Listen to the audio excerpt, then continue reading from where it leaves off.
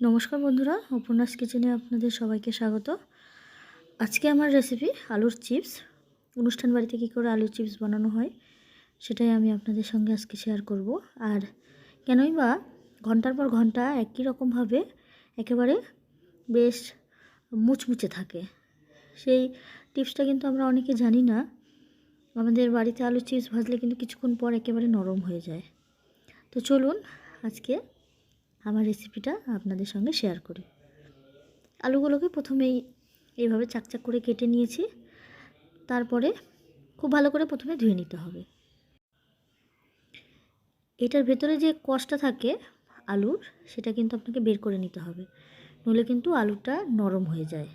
এটাই কিন্তু main tips আলুটা শক্ত রাখার জন্য। এবারে কিছুক্ষণ জলে ভিজিয়ে রেখে আলুটা পরিষ্কার জলে আবারও একবার করে ধুয়ে নিচ্ছি। যতক্ষণ না আলুর নোংরাটা বেরিয়ে যাচ্ছে আলুটা ভালো করে ধুয়ে নেব।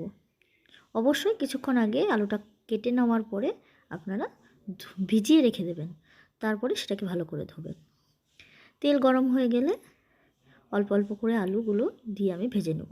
আলু ভাজাটা সবাই আমরা জানি, তবে খুব বেশি লাল করবেন না। লাল করলে পরে কিন্তু পরে আরও বেশি একটু ডিপ কালার হয়ে যায়, তখন খেতে একটু তেতো হয়ে যায়, ভালো লাগে না। সেই জন্য ভাজা হয়ে গেলে বুঝতেই পারবেন লাল হয়ে যাওয়ার কিছুক্ষণ আগে আপনাদেরকে তুলে নিতে হবে। সাধারণ একটা বিষয় আমরা সবাই জানি, কিন্তু আবার সবাই ভুল করি। ভালো লেগে থাকলে অবশ্যই লাইক, শেয়ার, কমেন্ট করবেন।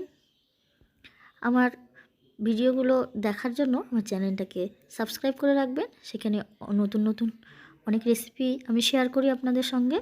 আপনারা যদি কোনো রেসিপি জানতে চান অবশ্যই আমাকে জানান, আমি আপনাদের সেই রেসিপিগুলো খুব তাড়াতাড়ি দেখানোর চেষ্টা করব। গ্যাসের হিটটা কিন্তু এখন অবশ্যই কম করে দিতে হবে, নইলে কিন্তু আলুগুলো একেবারে লাল হয়ে যাবে। বারবার করে কিন্তু আপনি বুঝতেই পারছেন আমি গ্যাসের হিটটা কমাচ্ছি, আবার প্রয়োজনে একটু বাড়াচ্ছি।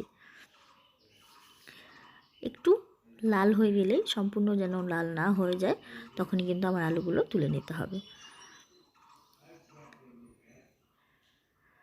সমস্ত আলুগুলো আমার ভাজা হয়ে গেছে। আপনাদের এবার আমি সার্ভ করে দেখাবো।